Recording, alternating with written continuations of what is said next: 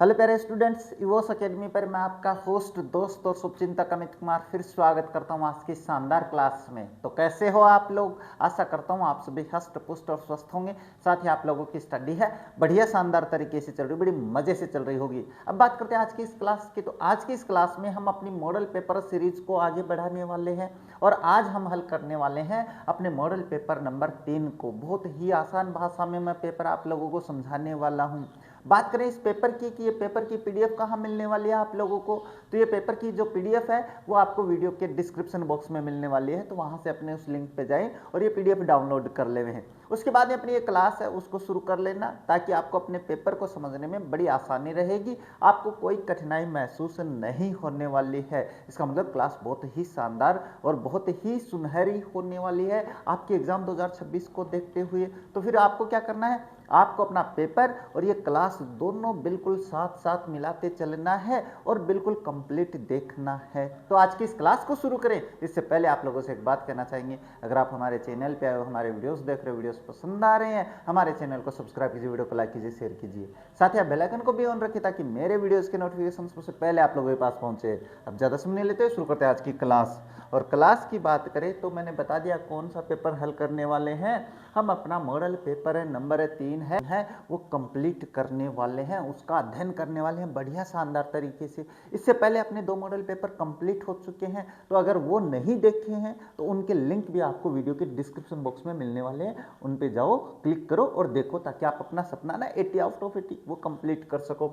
अब देखो, मुझे इनके बारे में बताने की आवश्यकता नहीं है कितने अंक का होने वाला है, ये सारी बातें मैं बहुत दिनों से कर रहा हूँ, तो इनको तो छोड़ देते हैं और सेक्शन ए पे चलते हैं।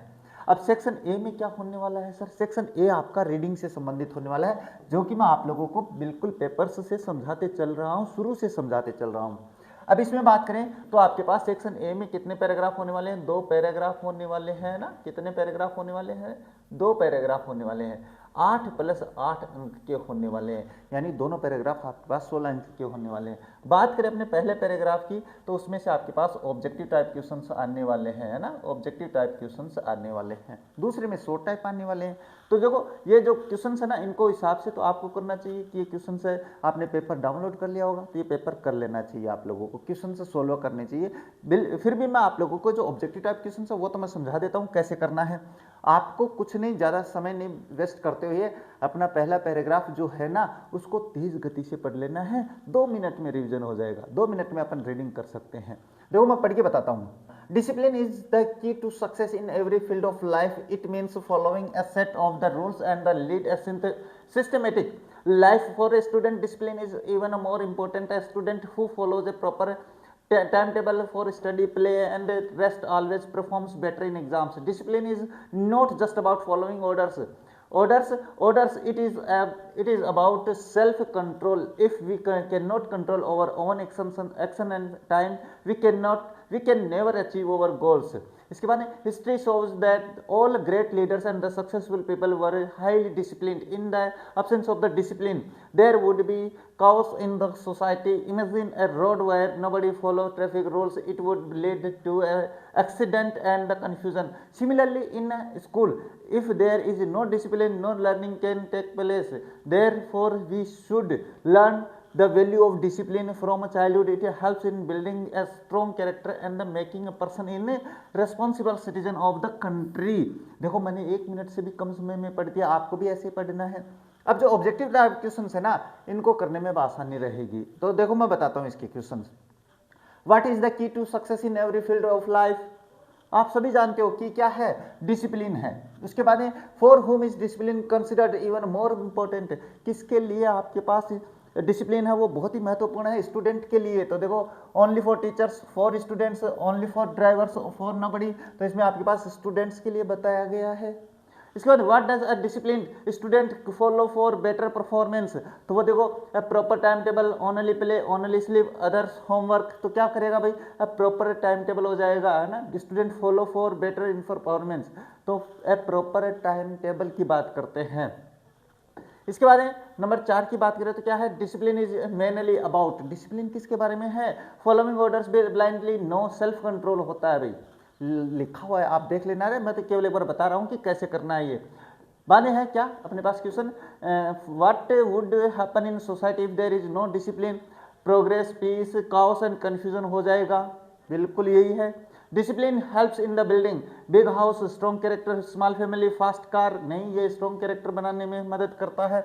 इसके बाद में find the word in the passage which is the synonym of the total disorder. Total disorder का मतलब पूरा कंफ्यूजन, जिसको अपन कहते हैं सिस्टमेटिक सक्सेस, काओस कैरेक्टर, तो काओस का मतलब होता है टोटल डिसऑर्डर हो जाता है। Find the opposite of antonym of the success, success का विलोम शब्द देखना है। अचीवमेंट फेलियर हो जाएगा इसमें, सक्सेस सफल, फेलियर असफल होता है। तो इस तरीके से आपको ये पहला जो कर देना है, पहला पैराग्राफ तो इस तरीके से कर सकते हो। दूसरा आपको खुद को पढ़ना है।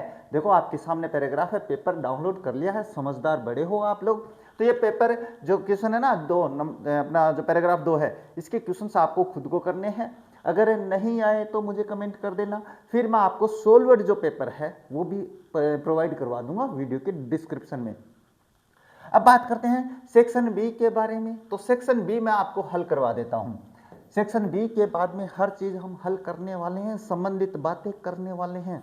देखो सबसे पहले तीसरा जो क्वेश्चन होगा वो अपने पास क्या हो सकता है वहाँ पे, या आपके पास लेटर हो सकता है, एप्लीकेशन हो सकती है, ईमेल हो सकती है। तो सर कौन सी आएगी?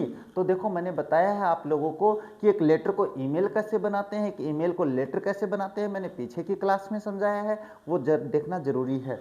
अभी फिलहाल हम बात कर लेते हैं इसके बारे में। क्या दिया हुआ है? Write a letter to your younger brother advising him to give up bad company and work hard, play attention to study.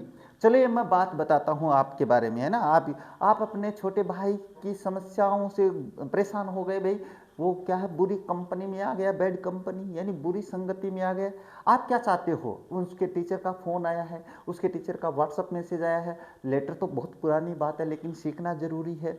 तो लेटर आया है कि आपका भाई है वो बुरी संगति में है, उसको सलाह देनी है। तो उसको सलाह देंगे हम, तो उसको सलाह देंगे। तो देखो मैंने एक बात बताई आप लोगों को, अगर मेरी बात पीछे वाली पेपर में आपने ढंग से सुनी है तो मैंने बताया था, अगर आप लोग अपने भाई बहन पापा मम्मी किसी को भी लेटर लिखते हो, यानी इनफॉर्मल लेटर जो लिखते हो उसकी बात कर रहा हूँ, तो उसमें आपको एक एड्रेस लिखना है। पहले आपका खुद का एड्रेस आएगा। मान के चलो पर्सन में एड्रेस नहीं दिया हुआ है, देखो इसमें पर्सन में एड्रेस नहीं दिया ना, यहाँ पे नहीं दिया हुआ है तो कोई बात नहीं है, इसका एड्रेस है ये रहा। अगर आप लोगों को ये एड्रेस याद होता है तो बहुत अच्छी बात है, नहीं मैंने आप लोगों को अपनी कंप्लीट क्लासेज में जो लेटर से संबंधित है उसमें एक बात बताया है। क्या बताया है? D wing, Nehru Nagar. Address बनाने का आसान तरीका, नेहरू नगर और जयपुर या जो भी आपके पास स्थान होता है, जैसे मैं नवलगढ़ कर देता हूँ तो यहाँ पे आपके पास क्या हो जाता है एड्रेस। इस एड्रेस के नीचे आपको दिनांक लिखनी है। अगर आप ये फॉर्मेट बनाते हो ना तो 2 अंक मिलते हैं, पता है क्या? हाँ, इसके नीचे आपको दिनांक लिखनी है। दिनांक का फॉर्मेट क्या है जो मैंने यहाँ पे लिख रखा है? देखो सूर्यनगर झुंझुनू, ये एड्रेस हो गया आपका, ये दिनांक हो गई। और दिनांक के नीचे आप जिसको भी भेज रहे हो, जिसको भी भेज रहे हो, माई डियर, जैसे my dear father, my dear mother, my dear, अब यहाँ पे राजवीर आपका भाई है तो राजवीर आपका छोटा भाई है तो आप नाम लिख दो, और अगर बड़ा भाई है तो ब्रदर कर दो, या छोटे भाई के लिए भी ब्रदर कर सकते हैं, तो क्या गलत थोड़ी है इसमें। अब देखो ये आपने लिख दिया, इतना इतना बना दिया, इसका मतलब टीचर पे इफेक्ट डाल दिया आप लोगों ने। बहुत बढ़िया है कि बच्चा बढ़िया लिखेगा।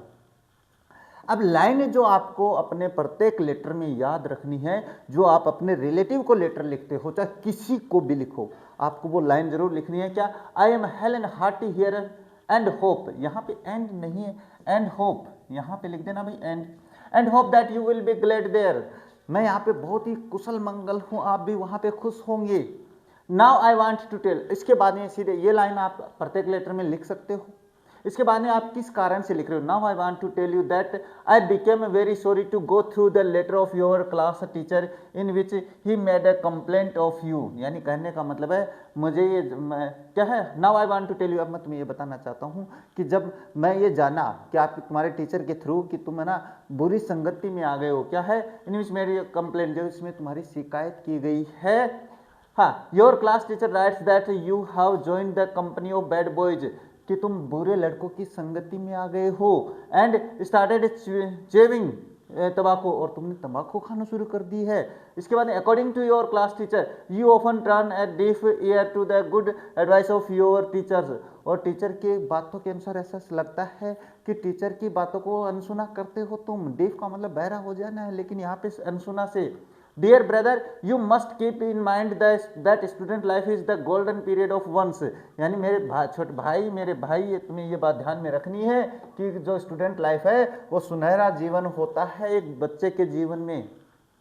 Those who drift away at this time, और जो इस समय को वेस्ट कर देते हैं, भागते हैं इससे, and do not make the proper use of their time, और वो अपने समय का सही प्रयोग नहीं करते हैं, have to repent throughout the life, उसे जीवन भर पछताना पड़ता है। Therefore I advise you to give up the bad company of bad boys and pay attention to your study, इसलिए मैं तुम्हें सलाह दूंगा कि तुम है ना अपने जो बुरे संगति है, बुरे लड़कों की संगति उसको छोड़ दो और पढ़ाई की तरफ ध्यान दो। आई एम श्योर, मुझे पक्का विश्वास है, you will act upon my advice, तुम मेरी सलाह पे क्या करोगे, गौर करोगे, and concentrate all your heed upon study, और तुम अपना सारा ध्यान है वो स्टडी की तरफ ध्यान देने वाले हो। Wishing you all the best, मैं तुम्हें ऑल द बेस्ट बोलता हूँ। योर्स अफेक्शनेटली, तुम्हारा बहुत ही प्यारा सा भाई, आगे ब्रदर भी लिख सकते हो, अशोक, जो कि आपका नाम हो सकता है रे। तो ये आपका जो लेटर है, अब इस लेटर को अगर आपको कहे कि ये लेटर आपको ईमेल करना है तो मैं आपको समझाऊंगा। लेटर मैंने पहले भी जो फॉर्मेट है वो पहले समझा दिया, तो अब समझाने की आवश्यकता नहीं है इसके बारे में। ईमेल देखो, अगर ईमेल आ जाए तो इसके अथवा का भी समझा रहा हूँ मैं आप लोगों को। क्या है देखो, You are Mohit living at 14th Patel Nagar, Jhunjhunu. Write a letter to the collector of your district complaining about the frequent electricity failure during exam time. Email your letter at collector@jhunjhunu.com पे आपको क्या करना है, अपने letter को email कर देना है। अब जब आपको ईमेल करना है तो आप चाहे किसी भी एड्रेस पे रहो, एड्रेस लिखने की चिंता नहीं करनी है, चिंता नहीं रखनी है, चिंता को त्याग दो, मैं तुम्हारे साथ हूँ, है ना। क्या क्यों व्यर्थ में चिंता करते हो पार्थ, चलो अपन पढ़ाई करते हैं पार्थ। हाँ, तो यहाँ पे देखो अपने पास ईमेल लिखने का एक फॉर्मेट जो होता है वो मैंने बना रखा है। आपको बिल्कुल ऐसे एक बॉक्स बनाना है, बिल्कुल जैसे मैंने बना रखा है, आसानी से बनाना है, ऐसे रान मत काट दियो कदे, ऐसे ऐसे ऐसे कर दो लाइन, है ना। आपकी लाइनें बहुत सीधी होती है, मुझे पता है। तो देखो जिसको अपने पास क्या है, इसके 4 लाइनें खींचनी है, उसमें पहले में 2 लिखना है, दूसरे में सीसी, तीसरे में बीसीसी और चौथे में सब्जेक्ट, और यहाँ पे सर और यहाँ पे ये 2। अगर आप ये फॉर्मेट बना देते हो और ये नहीं भी करते हो, मतलब थोड़ा बहुत तो लिखोगे रहा, पर्सन ही लिख देना, लेकिन ये गलत भी करते हो तो आपके 2 अंक मिलते हैं इस फॉर्मेट के, ईमेल के। तो ये बहुत थोड़ी सी बातें मेरी ध्यान में रखना, है ना। नंबर लाने का आसान जरिया है, केवल कमजोर बच्चों के लिए, होशियार बच्चे भी ऐसा करके मत छोड़ देना। अरे सब्जेक्ट इसमें नहीं लिखा तो चलो कंप्लेन अबाउट देखते हैं क्या है, किसके बारे में, the frequent electricity failure during exam time. हाँ, तो यहाँ पे आप अब अपना सब्जेक्ट जो है ना, देखो सब्जेक्ट आपको पर्सन में से देखना है क्या है, फिर अबाउट के बाद में जो होता है ना वो आप अपना सब्जेक्ट लिख सकते हो। देखो मैं यहाँ से चेंज भी नहीं करूँगा ना, यहाँ तक लिख दूंगा तो कोई गलत नहीं है मेरा सब्जेक्ट, लेकिन अपन अपनी तरफ से बनाएंगे तो और भी अच्छा लगेगा। देखो मैं यही लिखूंगा यहाँ पे सब्जेक्ट, तो अबाउट, है ना, अबाउट द फ्रीक्वेंट क्या है, फेलियर है क्या, हाँ फेलियर ही है सर, फेलियर क्या है, electricity failure during exam time, during exam time, और आपका सब्जेक्ट है वो सही रहेगा। और अगर आप ऐसा नहीं करना चाहो तो फिर मैं आप लोगों को एक और बता देता हूँ, क्या सर, ये लो कंप्लेंट, क्योंकि कंप्लेंट लेटर है ना, तो कंप्लेंट अगेंस्ट इलेक्ट्रिसिटी फेलियर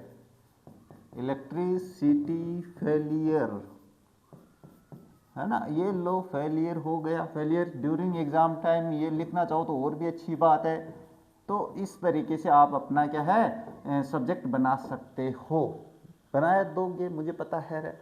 इसके बाद में आपको लिखना सर, सैल्यूटेशन बोलते हैं, और ईमेल की जो भाषा है, अब इसको मैं लेटर भी बना के दिखाऊंगा। With due respect I want to bring your kind attention that our exams of schools are at hand, at hand का मतलब निकट में है। The frequent electricity failure during exam time hinders the studies, the students are disturbed physically and mentally। इससे क्या होता है, physically और मेंटली दोनों परेशान रहते हैं बच्चे। It leaves bad impact on their marks, इससे क्या होता है, उनके अंकों पे दुष्प्रभाव पड़ेगा। The authorities of the state electricity board have been requested but all in vain, यानी कहने का मतलब बिजली विभाग से बहुत ही शिकायत की है लेकिन नहीं ध्यान दे रहे। Kindly take immediate steps to save the career of lakhs of students, आप लाखों छात्रों के कैरियर को बचाने के लिए थोड़ा जल्दी एक्शन उठाइए भाई। थैंकिंग यू योर्स फेथफुली मोहित, जो आपका नाम है वो लिख देना, नहीं नाम है तो आप अपना नाम लिख देना।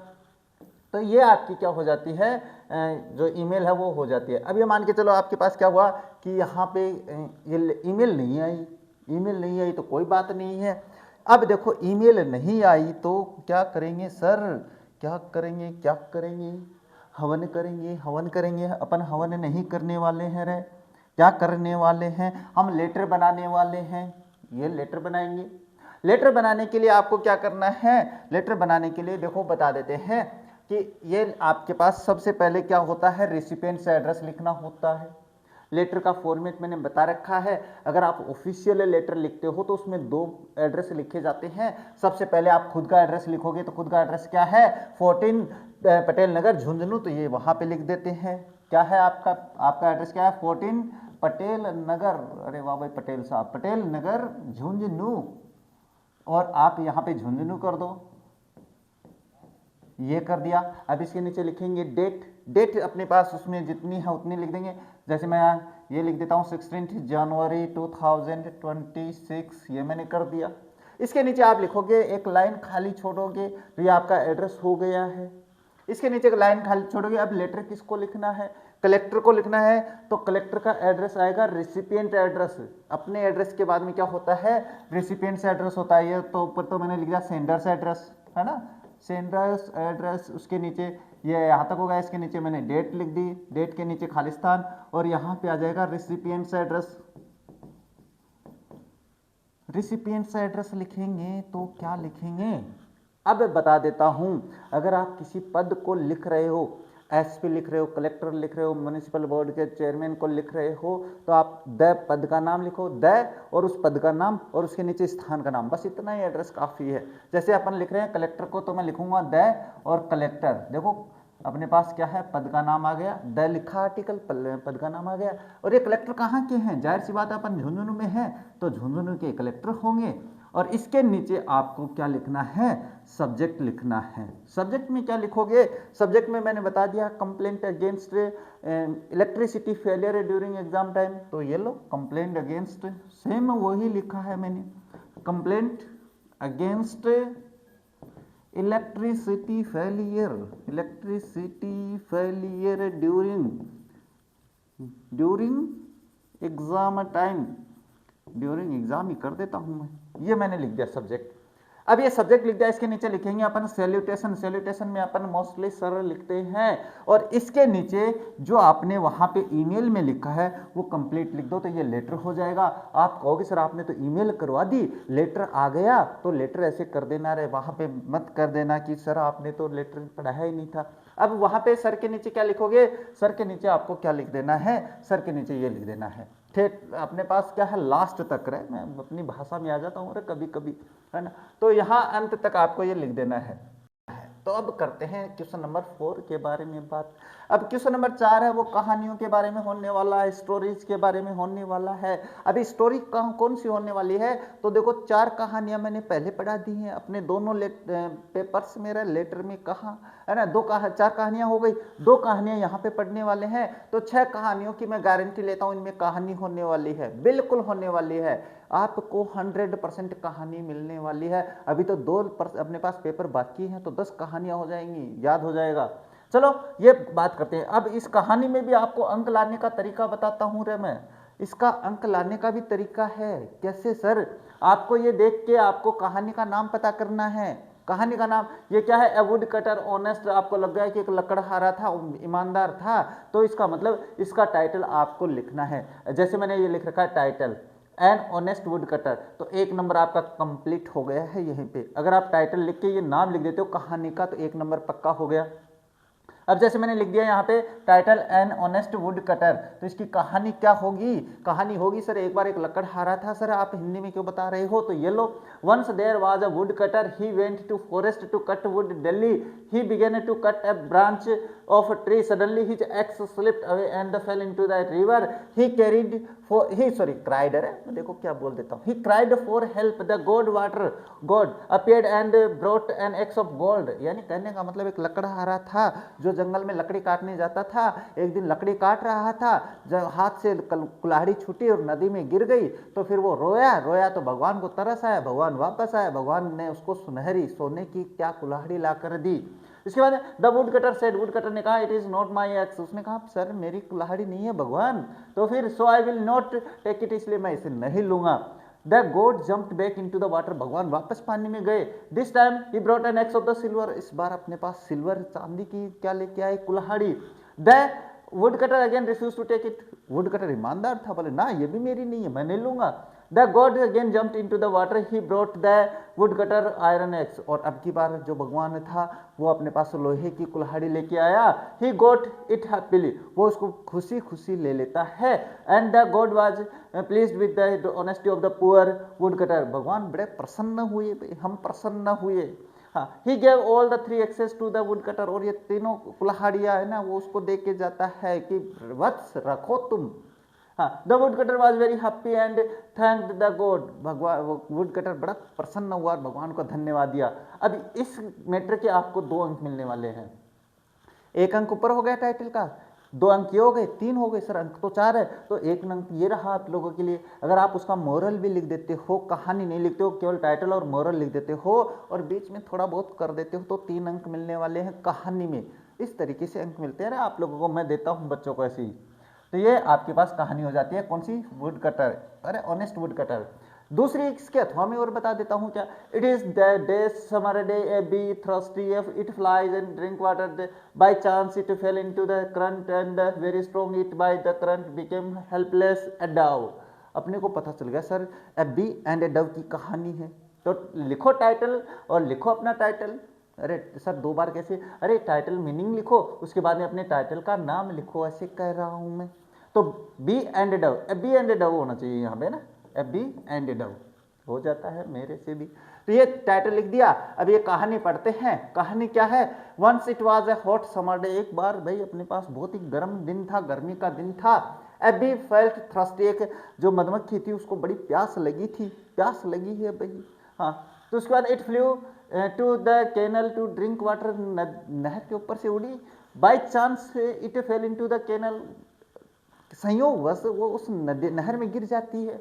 The current was very strong, जो धारा थी ना वो तेज थी। It was washed away by current, और वो उस वास्ट अवे का मतलब बहा कर ले जाना, वो उसको ले गई। इट बिकेम हेल्पलेस, वो ऐसा हो गई। ए डव वॉज सिटिंग ऑन, ये ऑन के यहाँ पे स्पेस अभी, द ब्रांच ऑफ ट्री, वहाँ पे एक पांखता बैठा था, मोडी जिसको कहते हैं।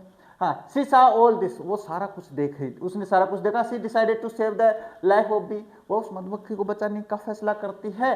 सी प्लक्ड ए लीफ, वो एक पत्ती तोड़ती है। She dropped it near the bee, मधुमक्खी के पास रख डाल देती है। The bee got on it, मधुमक्खी उस पर बैठती है। सून इट्स विंग्स ड्राइड, जल्दी उसके पंख सूखे। एंड इट फ्लू अवे, और वो उड़ गई। A few days later a hunter came there, कुछ दिनों बाद एक शिकारी आया भाई, है ना।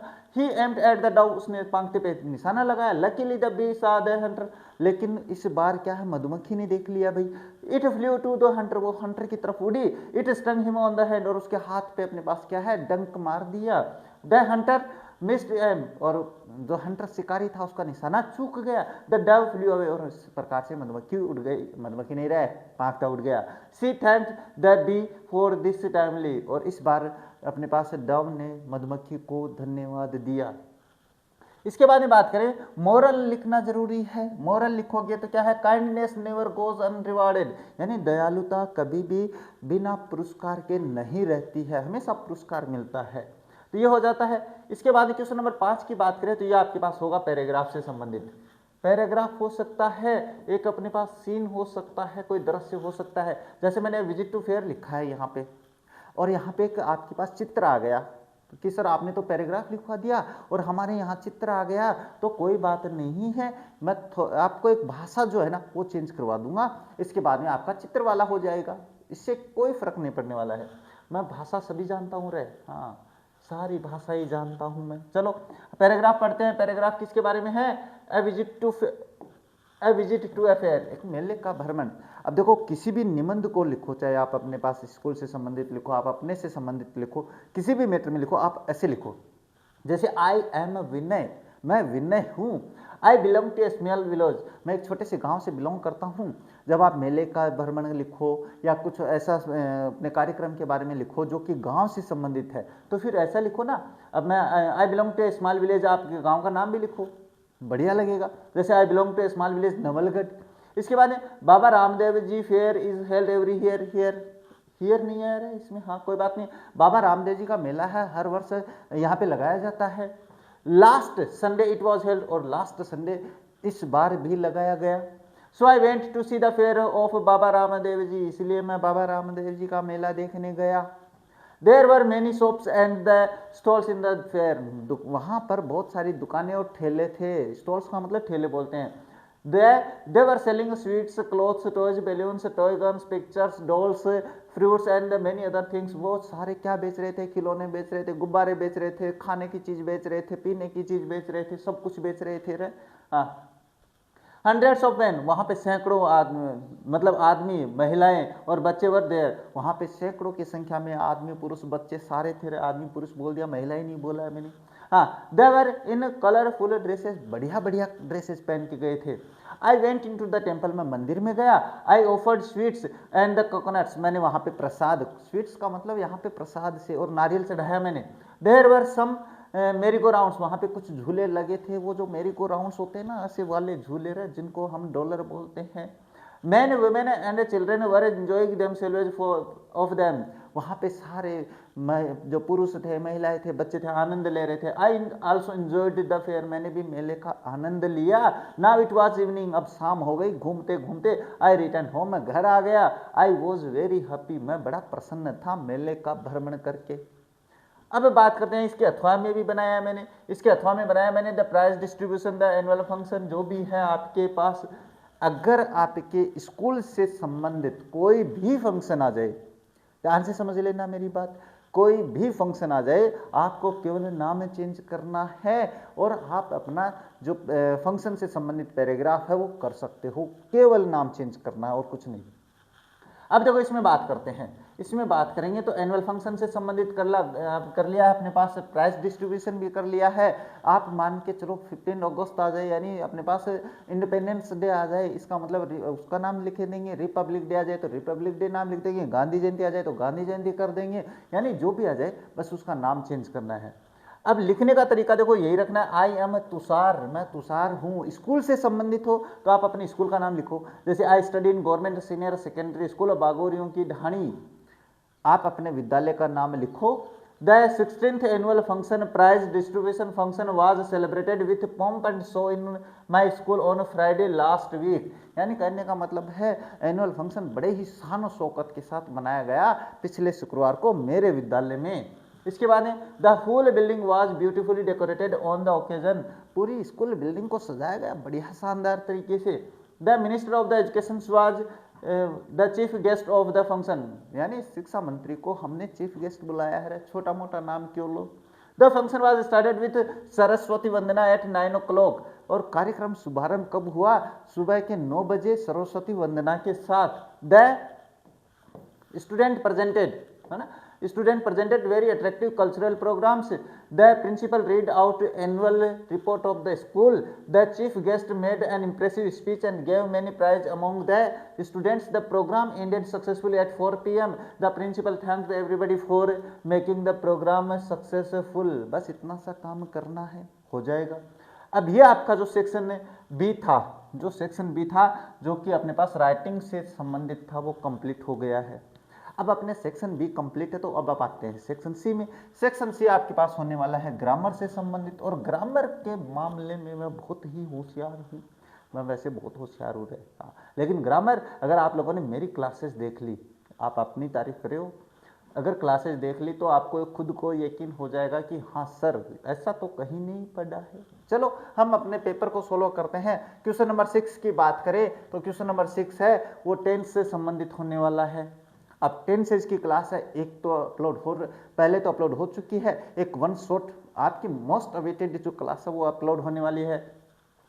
अब इसके बारे में बात करते हैं। देखो क्वेश्चन नंबर 6 की बात करें तो the scientist days work on the project for 5 years before he finally succeeded last month. इस वाक्य में आपको बड़ा कंफ्यूजन होने वाला है और आप 100% गलत करोगे, क्योंकि मेरे क्वेश्चन ऐसे थोड़ी ना कर सकते हैं students.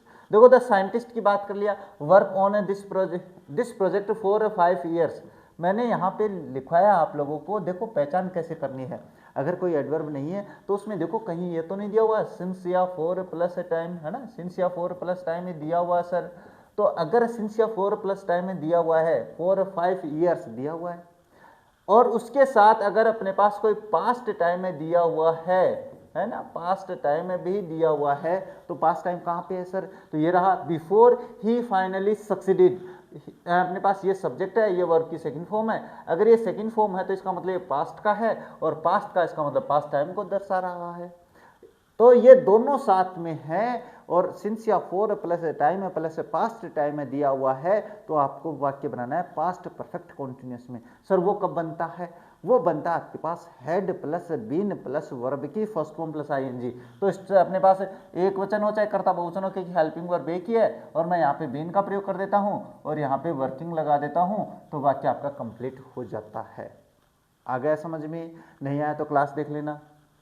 Don't make a noise the baby days sleep in the next room. ये वाक्य तो मैंने बहुत बार समझाया है। अगर कोई वाक्य किसी आदेशात्मक वर्ब या सेंटेंस से शुरू हो तो उसके बाद में आपको प्रेजेंट कॉन्टिन्यूअस टेंस का प्रयोग करना है। सर यहाँ पे आदेशात्मक ये कह रहा है डोंट मेक नॉइज, अरे चिल्लाओ मत, शोर मत करो, बच्चा सो रहा है, तो ये आदेश दे रहा है कि नहीं दे रहा? डोंट मेक ए नॉइज, शोर मत करो। तो इसके बाद वाला वाक्य ये रहा, तो इसको आपको प्रेजेंट कॉन्टिन्यूअस में बनाना है। सर प्रेजेंट कॉन्टिन्यूअस तो भूल गए, अरे भूले कैसे हो? प्रेजेंट कॉन्टिन्यूअस बनाना कैसे है? Is am are plus verb की फर्स्ट फॉर्म प्लस आईएनजी से बनाना है। तो यहाँ पे बेबी एक वचन है तो मैं इज कर दूंगा, और स्लीप में मैं आईएनजी जोड़ दूंगा, तो हो जाएगा स्लीपिंग, वाक्य कंप्लीट। अब ये जो वाक्य है नंबर 3, ये भी बड़ा कंफ्यूजन करने वाला है। अरे मैं ऐसे क्वेश्चन नहीं बनाता। देखो by the time the train reach the station the passengers देश बाय देयर टिकट्स, बहुत ही कंफ्यूजन करने वाला है रे। कैसे? मैंने तो बहुत ही शानदार तरीके से कराया है। बाय प्लस बाय या बिफोर, है ना, बाय या बिफोर के साथ अगर कोई पास्ट टाइम में दिया हुआ है तो अपने पास उस वाक्य में पास्ट परफेक्ट का प्रयोग होता है।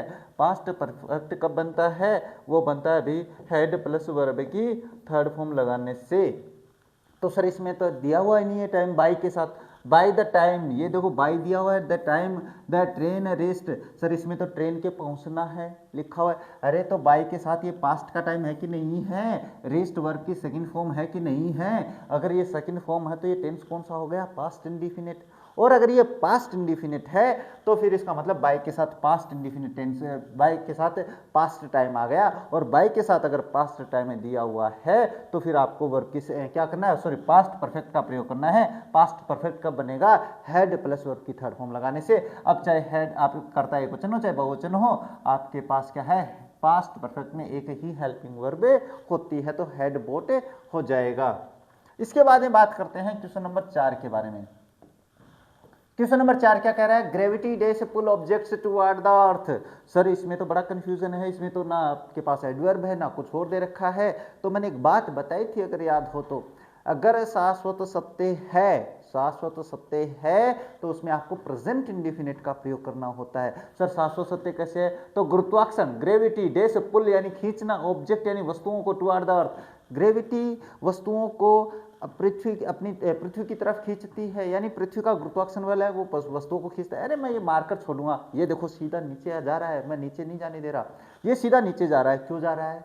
क्योंकि गुरुत्वाकर्षण बल इसको खींच रहा है। तो गुरुत्वाकर्षण बल है वो जब से पृथ्वी बनी है तब से खींच रहा है, जब तक पृथ्वी रहेगी तब तक खींचता रहेगा। तो ये कौन सा सत्य हो गया, ये शाश्वत सत्य हो गया है। शाश्वत सत्य हो गया है, पता चल गया, तो टेंस कौन सा करोगे, प्रेजेंट इंडिफिनिट करोगे। और प्रेजेंट इंडिफिनिट का कौन सा वाक्य है, सिंपल वाक्य है। तो सिंपल वाक्य कब बनता है, सिंपल वाक्य बनता है वर्ब की फर्स्ट फॉर्म प्लस एस लगाने से। अब चलो देखते हैं, तो मैं यहाँ पे वर्ब की फर्स्ट फॉर्म कुल लिख देता हूँ। अब इस वर्ब में ऐसे जुड़ेगा कि नहीं जुड़ेगा वो डिपेंड करता है कर्ता पे। ग्रेविटी भाववाचक संज्ञा है, भाववाचक संज्ञा एक वचन होती है और एक वचन कर्ता होने पे वर्ब में ऐसे जुड़ता है। अब इसमें एस जोड़ूंगा, ई एस नहीं जोड़ूंगा, इसका कारण आप देख लेना। क्वेश्चन नंबर 7 की बात करें तो क्वेश्चन नंबर 7 आपके पास सब्जेक्ट वर्ब एग्रीमेंट से होने वाला है।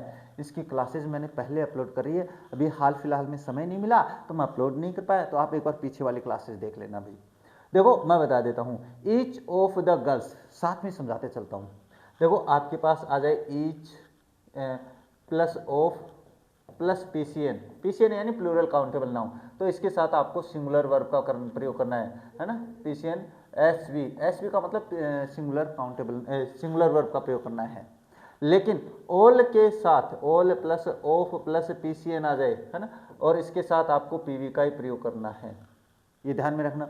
लेकिन all plus of plus UCN आ जाए, यूसीएन, तो आपको एसवी का यानी सिंगुलर वर्ब का प्रयोग करना है। तो ये इंपॉर्टेंट होते हैं थोड़े से रूल। तो मैं यहाँ पे ईच ऑफ है, यहाँ पे ईच ऑफ के स्थान पे एवरी ऑफ भी हो सकता है, तो एवरी का मतलब भी वही है प्रत्येक, ईच का मतलब भी। तो यहाँ पे देखो ईच दिया हुआ है, ऑफ दिया हुआ है, द पीसीएन दिया हुआ है, तो each plus of plus PCN के साथ आपको एसवी का प्रयोग करना है। अब एसवी आपके पास क्या है, सिंगुलर वर्ब में हैज और हैव में, तो ये तो प्लूरल है, प्लूरल, क्योंकि आप टेंस पढ़े हो ना, प्रेजेंट परफेक्ट, ये एक वचन कर्ता के साथ आता है। तो आपको each of the girls, girls के अनुसार हैव मत कर देना रे, मत कर देना, यहाँ पे आपको हैज का प्रयोग करना है। अब आई विश आई, अब एक बात ध्यान में रखना भाई, ये मैंने आप लोगों को समझाया भी है। किस में समझाया है सर, ये मैंने आपको कंडीशनल वाली क्लास में समझाया है। अगर वाक्य में आपके पास जो वाक्य है आई यानी सब्जेक्ट प्लस विश, लिख देता हूँ मैं यहाँ पे, अगर सब्जेक्ट प्लस विश से शुरू हो, सब्जेक्ट प्लस विश से शुरू हो, तो यहाँ पे सब्जेक्ट विश का मतलब होता है जैसे आई विश हो सकता है, सी विशेज हो सकता है ना, ये सब्जेक्ट प्लस विथ विश का प्रयोग होगा, यानी वर्ब की फर्स्ट फॉर्म के बारे में। वर्ब की फर्स्ट फॉर्म ये एक वचन है, कर्ता बहुवचन होने पे वर्ब में एस नहीं जुड़ा, ये कर्ता एक वचन है तो इस वर्ब में एस जुड़ गया। अगर सब्जेक्ट प्लस विश से वाक्य शुरू हो तो उसके बाद में आपको हमेशा वर्ब का प्रयोग करना है। क्यों करना है, क्योंकि ये काल्पनिक बातें होती है। मैं कहूँ काश मैं भी यार पक्षी हो तो उड़ तो, ये कहा मैंने, तो मैं पक्षी कभी नहीं बन पाऊंगा, केवल कल्पना कर रहा हूँ। और कल्पनात्मक बातें इसी से जाहिर होती है ना, किससे, आई विश से, आई प्लस सब्जेक्ट प्लस विश से। एक एज दो भी होता है, मैंने ये सारे लिखवा रखे हैं भाई आपको पहले वाली क्लास में, सब्जेक्ट वर्ब एग्रीमेंट में एज दो हो सकता है। ये सारी जो कंजक्शंस है ना जो मैंने बताए हैं, ये सारे मैंने बता रखे हैं, जिसके बाद में आपको केवल वर्ब का प्रयोग करना है। तो यहाँ पे अगर यहाँ पे ही होता और यहाँ पे ही विशेष होता तो भी मैं वर्ब का ही प्रयोग करता, वाज का प्रयोग नहीं करता। बाकी आप क्लास में देख लेना। क्वेश्चन नंबर 8 की बात करें तो ये आपके पास क्या है, कंबाइन द सेंटेंस यानी जोड़ने वाले सेंटेंसेज है। इनका प्रयोग भी मैंने समझा दिया, इनकी क्लासेस कंजक्शंस के नाम से मैंने अपलोड कर रखी है, बहुत ही शानदार है। हर एक कंजक्शंस मैंने समझा रखे हैं, 3 क्लास मैंने अपलोड कर रखी है। अगर आप लोगों ने वो देख ली है तो गारंटीड है ये क्वेश्चन गलत नहीं करने वाले हो। अब देखो इसमें बात करते हैं, Abhijit lives in Jaipur, his son is an engineer. अब हुज से जोड़ना है तो मैंने समझाया है अपनी क्लास में, अगर आपको हुज से 2 वाक्य जोड़ने हैं तो बाद वाले वाक्य में, अब ये आगे पीछे भी हो सकता है वो मैं समझाऊंगा, एक वाक्य में आपके पास पजेसिव फर्स्ट और रिलेटिव वर्ड होगा। भाई क्या होगा, possessive first plus relative word होगा। रिलेटिव RW में कर देता हूँ, रिलेटिव वर्ड का मतलब होता है father, mother, brother, sister, neighbour, friend, कुछ भी हो सकता है। तो वो सारे क्या है अपने पास पजेसिव रिलेटिव वर्ड आते हैं। तो ये दोनों जिसमें है ना उनमें पजेसिव फर्स्ट के स्थान पे, पजेसिव फर्स्ट के स्थान पे आपको हुज का प्रयोग करना है और बाकी उससे संबंधित जो शब्द वो हटा देना है। देखो मैं बता देता हूँ।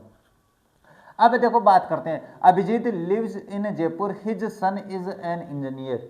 अब बाद वाले वाक्य में देखो हिज आया कि नहीं आया, अब ये हिज सन, तो ये बेटा किसका है भाई, ये बेटा है अभिजीत का। तो हम अभिजीत को पहले लिखेंगे और अभिजीत के बाद में आपको हुज का प्रयोग करना है। तो मैंने यहाँ पे लिख दिया अभिजीत, थोड़ा सा समझ लेना भाई। अभिजीत मैंने लिख दिया। अब इसका बेटा इसका मतलब ये हिज है, वो अभिजीत के लिए आया है, तो हुज का प्रयोग अपन इसके बाद में करेंगे, तो मैंने यहाँ पे लिख दिया हुज, ये कर दिया। अब हुज के बाद में जहाँ पे आप WH वर्ड कंजक्शन का प्रयोग कर देते हो उसके बाद में बाद वाला वाक्य यानी जो बच गया है वो वाक्य पहले आता है, तो वो वाक्य पहले लिखेंगे। तो इसमें से पजेसिव फर्स्ट को छोड़ देंगे, क्या कर देंगे, पजेसिव फर्स्ट है हिज, तो मैं यहाँ पे लिख दूंगा सन, ये छोड़ दिया, और बाद वाला वाक्य कंप्लीट लिखूंगा पहले, सन इज एन इंजीनियर, और उसके बाद जो पहले वाले वाक्य में बच गया है, क्या बच गया, लिव्स इन जयपुर, तो ये हो जाएगा लिव्स इन जयपुर, ये हो जाता है आपके पास वाक्य कंप्लीट। तो हुज से ध्यान में रखना भाई, ये मैंने लिख दिया, समझा दिया है। इसके बाद में दूसरा वाक्य हु से जोड़ना है, कि हु से जोड़े जाते हैं तो बाद वाले वाक्य का कर्ता देखते हैं, और कर्ता देखेंगे तो पहले वाले वाक्य में जिसके लिए आया होता है उसके बाद में आपको हु का प्रयोग कर देना है। जैसे मैं एक वाक्य, ये वाक्य पढ़ता हूँ, the merchant cheated him, he trusted the merchant very much. इसका मतलब मर्चेंट ने उसको चीट किया है और वह मर्चेंट को बहुत ही ज़्यादा भरोसा करता था। तो ये जो ही है पहले वाले वाक्य में किसके लिए आया है, ये हिम के लिए आया है। तो यहाँ पे एक छोटी सी बात बता देता हूँ, यहाँ पे ऑब्जेक्ट नहीं दिया हुआ होगा क्योंकि प्रोनाउन है वो ऑब्जेक्ट के लिए नहीं आता, तो यहाँ पे एक बार मैं नाम लिख देता हूँ। जैसे यहाँ पे मैं कर देता हूँ राम, है ना, क्या है, राम कर देता हूँ, एक नाम लिखना जरूरी है क्योंकि ये शायद मिस प्रिंटिंग हो गई होगी। तो ये वाक्य कैसे बनेगा, ये आपके पास ही किसके लिए आया, राम के लिए आया, तो आपको करना क्या है, द मर्चेंट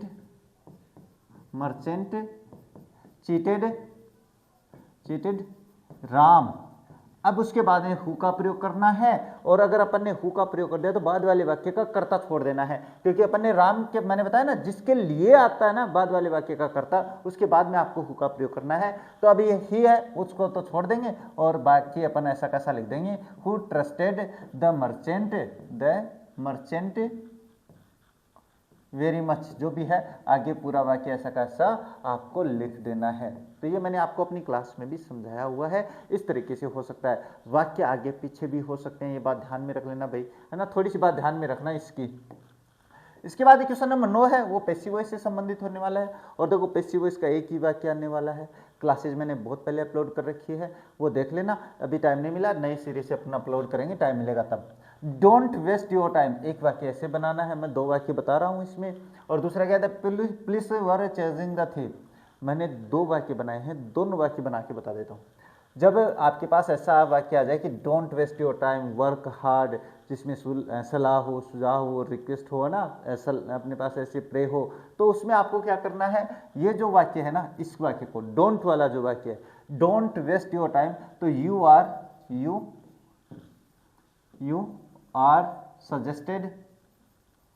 आर सजेस्टेड। अब अगर डोंट है तो अपन नोट टू करेंगे, और अगर डोंट नहीं है तो अपन नोट नहीं लिखेंगे, नोट टू, और ये अपन ये तो छोड़ देंगे, और बाकी वर्ब से लेके अपन यहाँ तक लिख देंगे वेस्ट योर टाइम, बस इतना सा करना होता है इसमें। तो अगर यहाँ पे होता वर्क हार्ड, है ना, केवल होता वर्क हार्ड, तो इसका क्या हो जाता है, यू आर सजेस्टेड, और ये नोट हटा देते और टू वर्क हार्ड कर देते, बस इतना सा काम करना होता है। ये तो मैंने अपने, अब इसके बाद में दूसरे पेपर्स में ये बातें नहीं करेंगे। अब बात करते हैं इसके बारे में, the police were chasing the thief. तो अगर आप लोगों ने क्लास देखी है पहले तो मेरी बात आप आसानी से समझ सकते हो कि आपको पैसिव वॉइस में करना क्या होता है, सब्जेक्ट को ऑब्जेक्ट, ऑब्जेक्ट को सब्जेक्ट बनाना होता है। तो यहाँ पे द पुलिस है वो तो सब्जेक्ट है, और द थीप है वो ऑब्जेक्ट है, और बीच में आपको इसका प्रयोग है जो हेल्पिंग वर्ब है, इसका आपको बी प्लस वर्ब की थर्ड फॉर्म में करना है। तो पैसिव वॉइस जो होता है, टेंस कौन सा है, प्रेजेंट कॉन्टिन्यूअस, और प्रेजेंट कॉन्टिन्यूअस टेंस का पैसिव वॉइस का जो रूल होता है वो होता है ऑब्जेक्ट प्लस वॉज या were plus being plus verb की third form plus by plus subject, ये होता है। ये लो, ये वाक्य मैंने लिख दिया यहाँ पे। अब आपको करना क्या है, ऑब्जेक्ट क्या है, द थीप है, तो द थीप मैंने यहाँ पे कर दिया, द थीप, और उसके बाद में थीप एक क्वेश्चन है तो मैं यहाँ पे कर देता हूँ वॉज, और उसके बाद में बीइंग, और उसके बाद में चेस्ड, CHASED चेस्ड, और उसके बाद में बाई और पुलिस, बाय द पुलिस है वो लिखा नहीं जाता है, लेकिन अगर आप लिख देते हो तो कोई गलत भी नहीं करने वाला है। इस तरीके से आपको पैसिव वॉइस बना देना है। इसके बाद में बात करें क्वेश्चन नंबर 10, तो वो डायरेक्ट इनडायरेक्ट से संबंधित है, बहुत ही सरल तरीके से समझाया हुआ है मेरा पहले। अभी फिलहाल नए सिरे से क्लास अपलोड नहीं हुई है भाई। तो वो सबसे पहले अपन आरवी को चेंज करते हैं। अगर आरवी के वाक्य में ऑब्जेक्ट नहीं हो तो आरवी को नहीं भी बदलते हैं। तो इसमें ऑब्जेक्ट नहीं है तो मैं लिख देता हूँ रवि सेड। और उसके बाद में अगर आर एस का वाक्य सिंपल या नेगेटिव हो तो दैट कंजक्शन लगाएंगे। ये सिंपल वाक्य है क्योंकि इसके अंत में ये मार्क नहीं है, तो सिंपल या नेगेटिव होने पे अपन दैट कंजक्शन का प्रयोग करते हैं और दैट कंजक्शन लगाएंगे। When we started playing cricket it began to rain. अब इसके बाद में आपको क्या है, व्हेन वी, आप ये लिखो व्हेन द, वी को अपन द में चेंज कर देंगे, ये मैंने क्लास में बताया। The had started, the had started, ये सेकंड फॉर्म जो है स्टार्टेड लिखना है, क्या लिख रहा हूँ मैं, स्टार्टेड, ये स्टार्टेड हो गया। प्लेइंग क्रिकेट, हैड इसलिए क्या क्योंकि पास्ट इंडेफिनिट को पास्ट परफेक्ट में बनाते हैं भाई। प्लेइंग क्रिकेट, क्रिकेट लिख दिया और इसके बाद में कोमा लगाएंगे और इट, अब ये भी पास्ट इंडेफिनिट में है तो इसका बनाएंगे it had begun to rain, begun to rain. इस तरीके से आपको ये वाक्य कंप्लीट कर देना है, इतना टफ नहीं आएगा भाई, आपकी बहुत ही सरल आने वाला है। इसके बाद क्वेश्चन जो सेक्शन डी है इसकी बात करें तो ये आपके पास क्या है, क्वेश्चन नंबर जो 11 है ये आपके पैराग्राफ से संबंधित होने वाला है और पैराग्राफ आपके पास सीन होने वाला है, यानी आपकी फर्स्ट फ्लाइट से होने वाला है। और फर्स्ट फ्लाइट के सारे चैप्टर्स के जितने भी महत्वपूर्ण पैराग्राफ्स होते हैं उनकी मैंने वन शॉर्ट क्लास है वो पहले ही अपलोड कर दी है, तो वो क्लास देख लेना, पैराग्राफ उनसे बाहर नहीं आने वाला है। तो ये पैराग्राफ आपको खुद को करना है। इसके क्वेश्चंस मैं बता सकता हूँ वैसे तो, लेकिन अगर ये कौन सा चैप्टर से है भाई, ये मिज वाले से हैं, तो ये अपने पास क्वेश्चंस मैं बता सकता हूँ, लेकिन आपको खुद को करने हैं ताकि क्या है कि आपको थोड़ा सा अनुभव हो जाए अपने पास। तो ये क्वेश्चंस आपको करने हैं, आपने पेपर डाउनलोड कर रखा है तो इसमें देख लेना भाई। अब बात करें क्वेश्चन नंबर 12 की, तो क्वेश्चन नंबर जो 12 है ये आपके पास क्या है, इसमें 4 क्वेश्चंस होने वाले हैं भाई।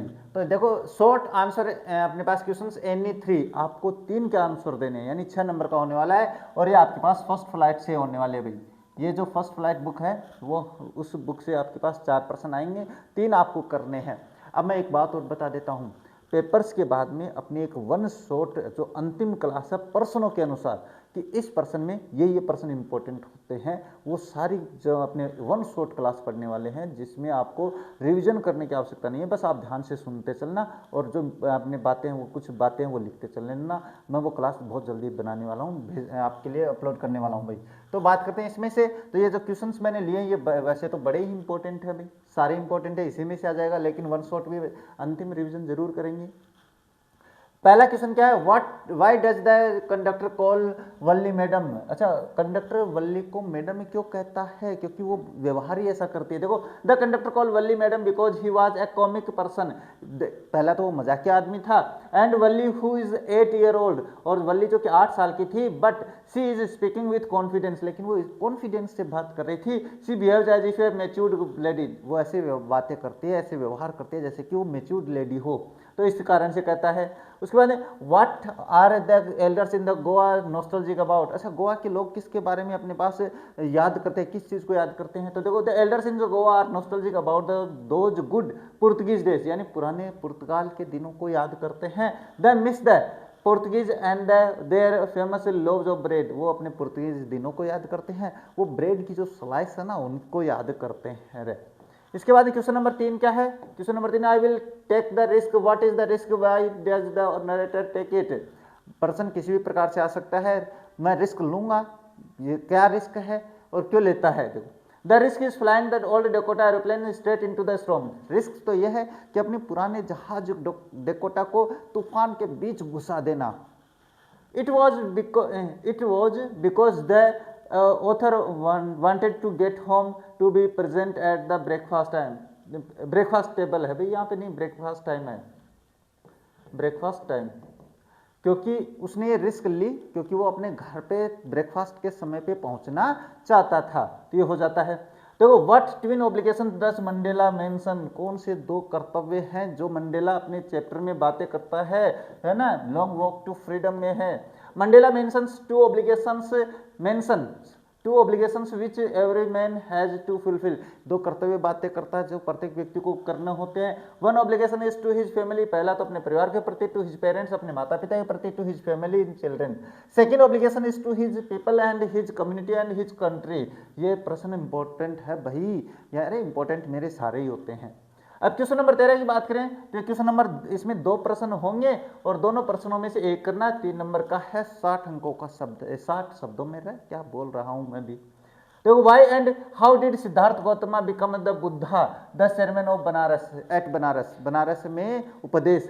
अब ये प्रश्न देखो किसी भी प्रकार से आ सकता है, तो ये आपको करना है, याद करना भाई। अगर बात करें तो Gautam Buddha was born as a prince named Siddhartha Gautama in the northern India, यानी उनका जन्म सिद्धार्थ राजकुमार सिद्धार्थ गौतम के रूप में हुआ था उत्तर भारत में। एट द एज ऑफ 12, 12 वर्ष की उम्र में he was sent away for learning the Hindu sacred scripture, 12 साल की उम्र में उसको अपने पास पौराणिक जो पुराण हैं उनको पढ़ने के लिए भेज दिया जाता है। 4 years later he return home to marry a princess, 4 साल बाद वो वापस आता है, शादी करता है। The had a son and lived for 10 years he as befitted royalty, और अपने पास वो शादी करता है, एक बच्चा होता है और 10 साल तक बहुत ही राजशाही तरीके से रहता है।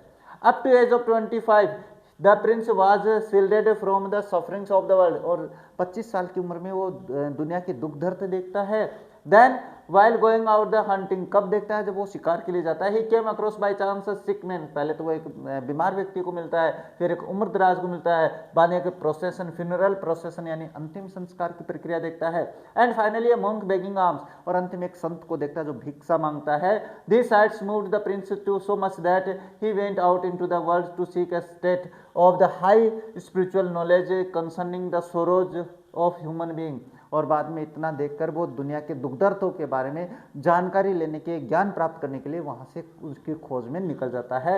ही वेंडेड फॉर 7 years, 7 साल तक भ्रमण करता है। And finally set down under the people tree, और अंत में पीपल के पेड़ के नीचे बैठ जाता है।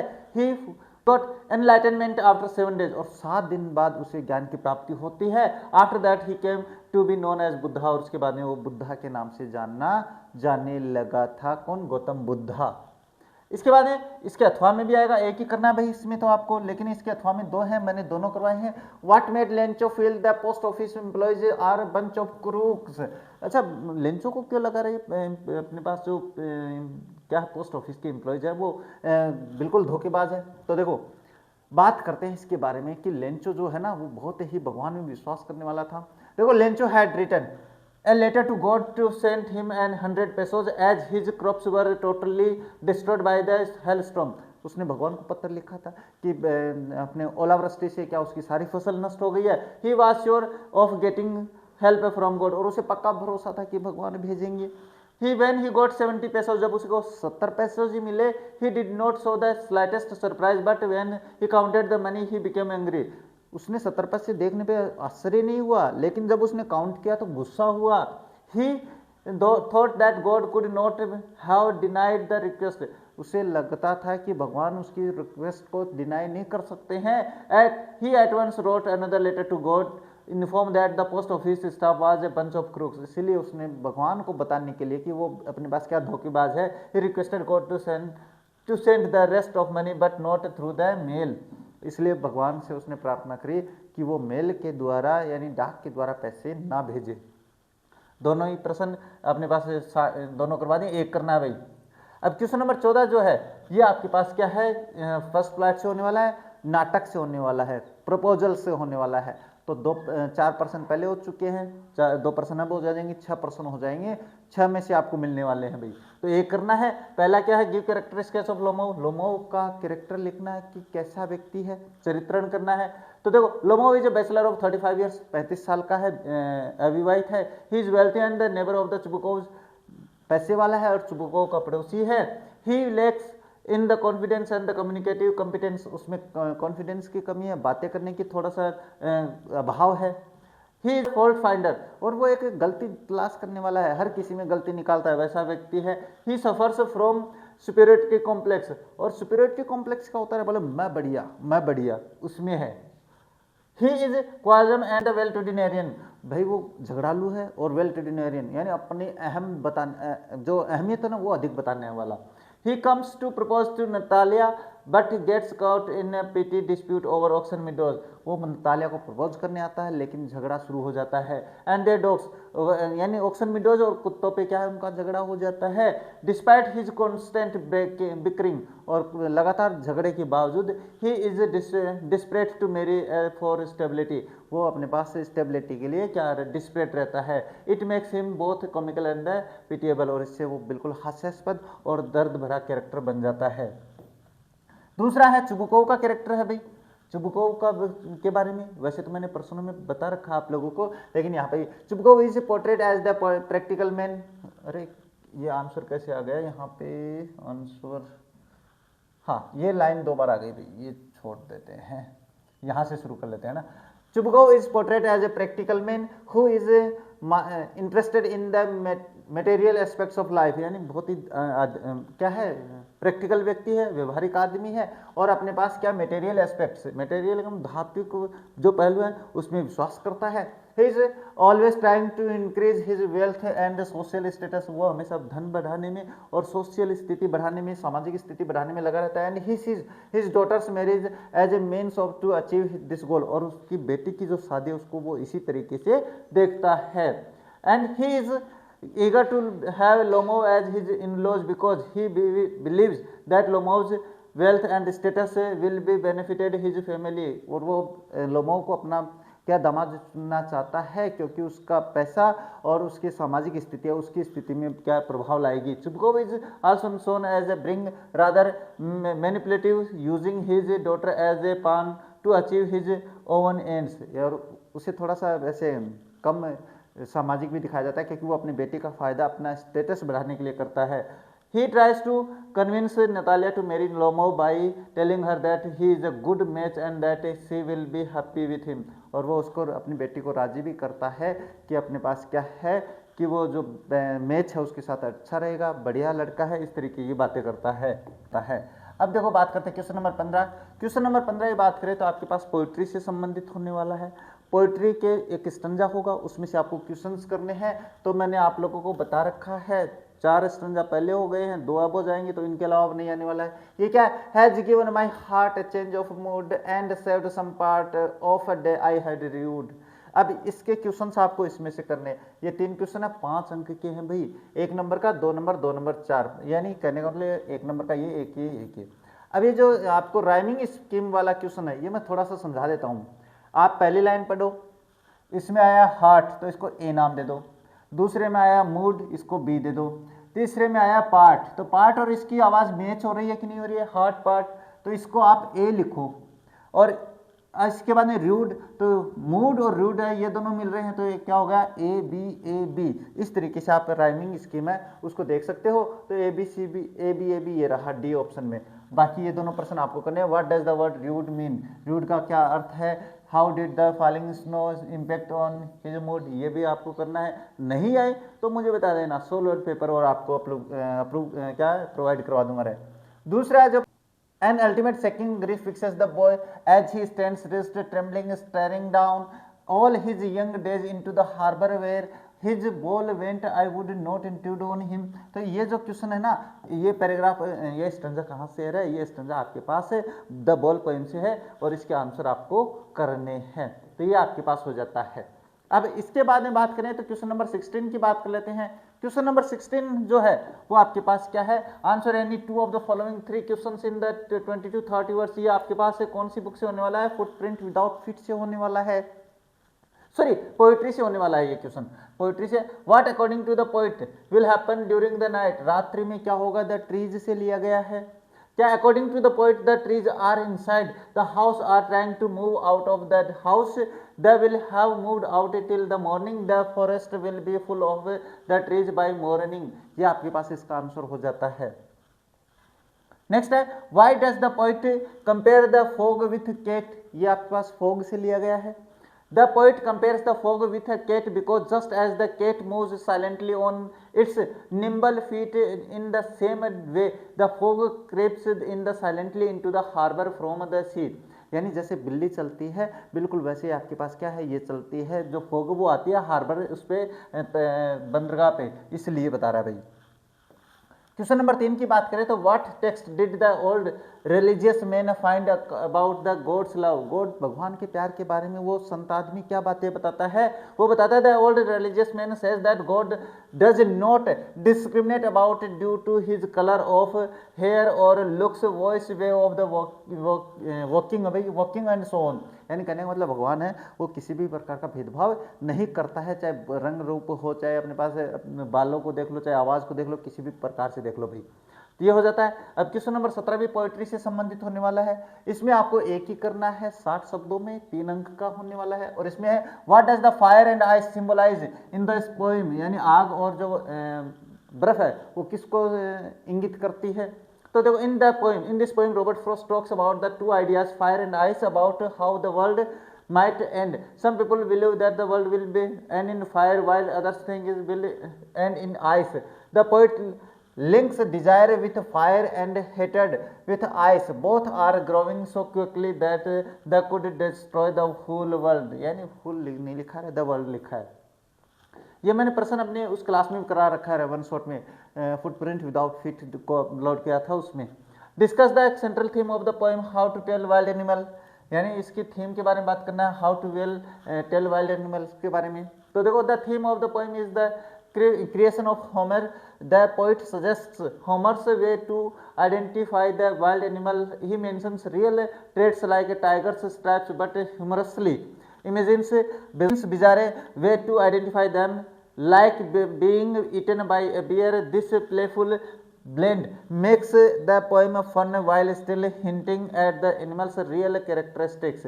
यानी कहने का मतलब ये अपने जानवरों के बारे में मजाकिया तरीके से, हास्यास्पद तरीके से क्या है उनका वर्णन करता है। ये पोइट्री का हो जाता है।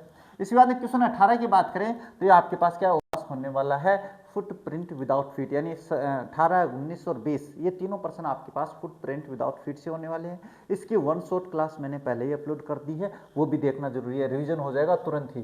क्या है आंसर 2 ऑफ द फॉलोइंग 3, यानी 3 में से 2 के उत्तर देने हैं आप लोगों को। 20 to 30 वर्ड्स है।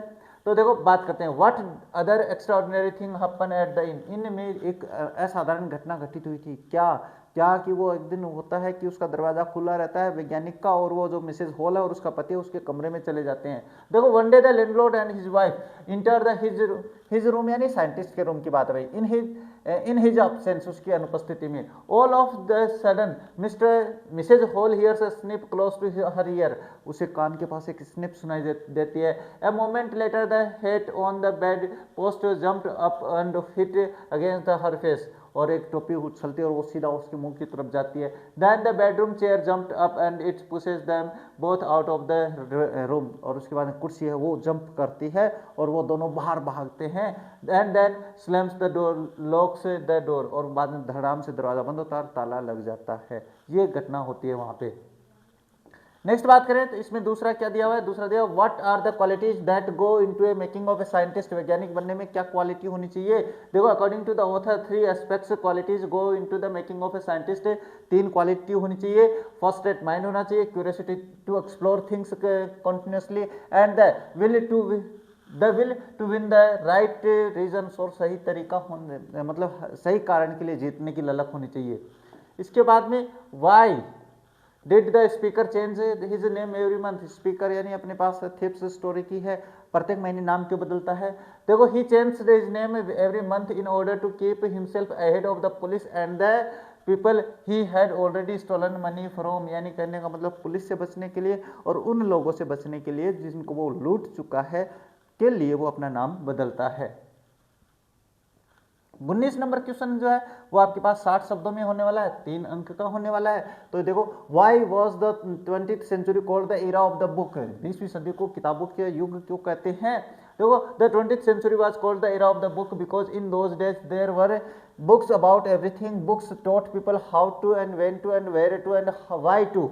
They illustrated, punctuated and even decorated, but the strangest thing a book ever did was to save the earth. There was a Martian invasion of 2040. This invasion was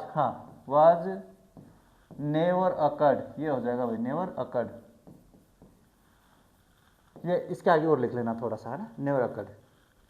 इसके बाद में इसका दूसरा प्रश्न क्या है, give a character sketch of Noodle. Noodle के बारे में कैरेक्टर स्केच लिखना उसका।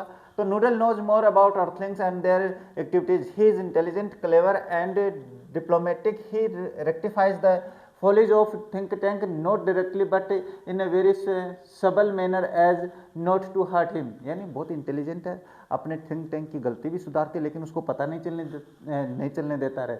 He is aware that think tank likes flattery, उसको पता है कि थिंक टैंक को फ्लैटरी पसंद है।